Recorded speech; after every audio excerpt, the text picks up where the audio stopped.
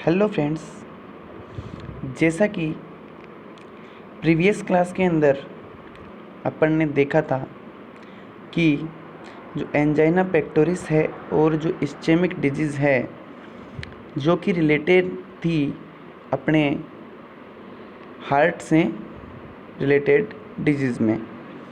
आज हम पैथोलॉजिकली अगर बात करें तो जो जैसे कि अपन ने प्रीवियस क्लास में देखा था एंजाइना पेक्टोरिस, जिसके अंदर क्या हो रहा था कि जो हार्ट के अंदर जो चेस्ट के अंदर पेन हो रहा था, चेस्ट पेन हो रहा था, वो किसकी वजह से हो रहा था? मायोकार्डियल लेयर के अंदर अगर जो रप्चरमेंट है उसकी वजह से, ये देखा था हमने। आज हम देखेंगे मायोकार्डियल इन्फार्क्शन। मायोकार्डियल इन्फार्क्शन की अगर अपन बात करें तो मायोकार्डियल इन्फार्क्शन के अंदर क्या है कि नेक्रोटिक कंडीशन डेवलप हो जाती है। नेक्रोटिक कंडीशन क्या होती है? नेक्रोटिक कंडीशन के अंदर जो है सेल डेथ होना स्टार्ट हो जाती है। सेल डेथ यहाँ पे स्टार्ट होना हो जाती है, जिसको अपन बोलते हैं इन्फार्क्शन। इन्फार्क्शन जो वर्ड है, यहाँ वर्ड है इन्फार्क्शन। तो इन्फार्क्शन के अंदर भी क्या होता है? रप्चरमेंट, रप्चरिंग होगी। अब फ्रेंड्स, अगर रप्चरिंग होगी तो क्या होगा?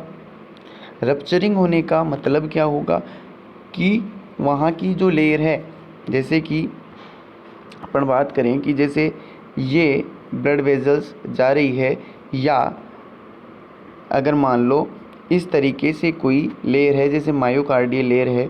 अब जो ये लेयर है, इसकी अपर लेयर है, ये लोअर लेयर है, इसके अंदर अगर मान लो रप्चरमेंट, इसकी जो सेल्स है, क्योंकि सेल्स हर जगह प्रेजेंट रहती है।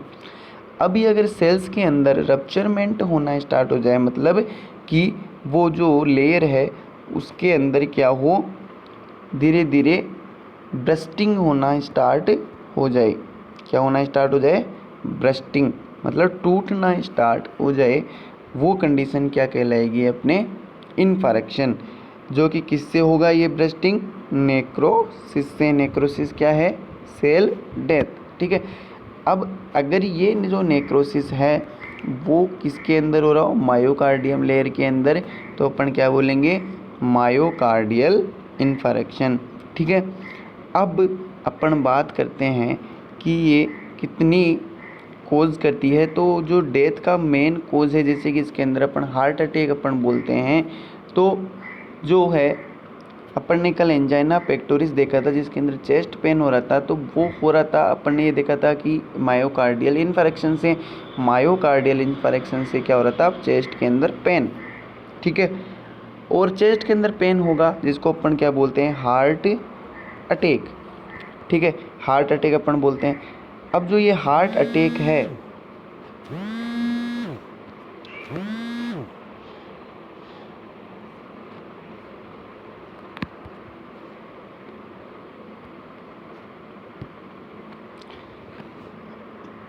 अपन जनरली बात करें हार्ट अटैक की, तो जो हार्ट अटैक है वो किससे होगा?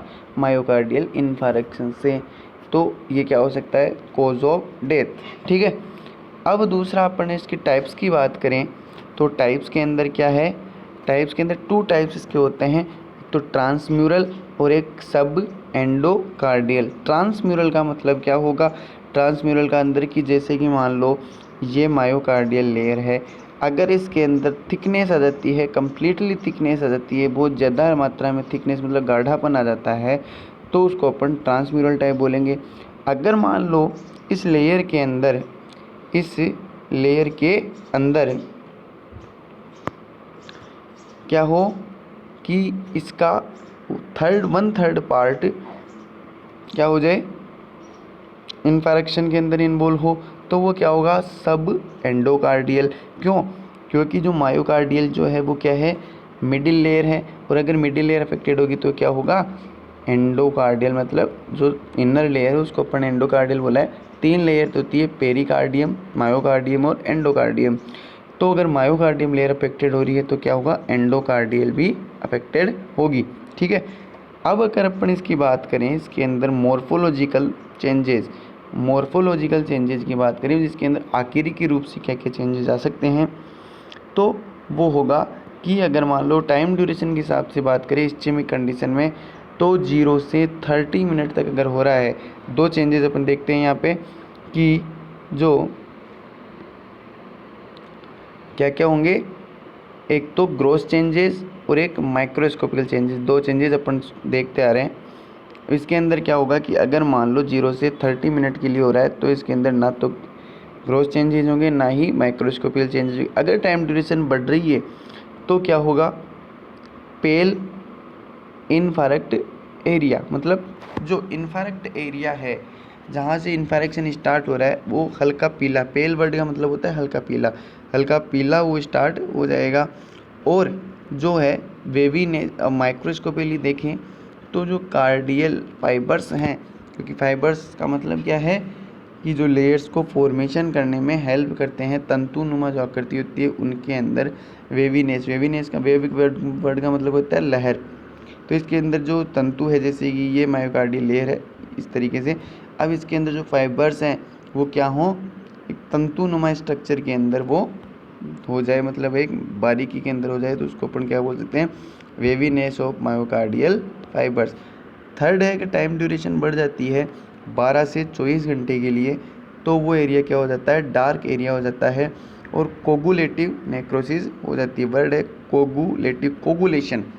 अब कोगुलेशन का बात करें तो कोगुलेशन के अंदर क्या होगा कि एक अपन बोल सकते हैं ग्रुप, कोगुलेट जो वर्ड है कोगुलेट, उसका मतलब क्या है, एक जगह इकट्ठा हो जाना, एगुलेशन हो जाना, मतलब एक जगह डिपोजिशन अपन बोल सकते हैं, ग्रुपिंग जिसको अपन बोल सकते हैं। ठीक है, अगर नेक्रोसिस ग्रुपिंग के अंदर हो रही है, एगुलेट हो रही है, तो उसको अपन क्या बोल सकते हैं, कोगुलेटिव नेक्रोसिस। अब अगर टाइम ड्यूरेशन फिर बढ़ रहा है, 24 से 92 आवर्स हो रहा है, तो क्या होगा कि वो एरिया बहुत ज़्यादा डार्क हो जाएगा और बीच में से क्या हो जाएगा, येलो हो जाएगा और प्रोमिनेंट लोशन हो जाएगा। प्रोमिनेंट का मतलब कि उसके अंदर थोड़ी टाइम ड्यूरेशन बढ़ जाएगी। नेक्स्ट अपन देखते हैं, अगर 3 से 7 दिन तक अगर हो जाता है तो क्या होगा, इसके अंदर जो बॉर्डर है मायोकार्डियम लेयर की, वो इनफारेक्ट होना बहुत ज़्यादा लेवल पे हो जाएगी।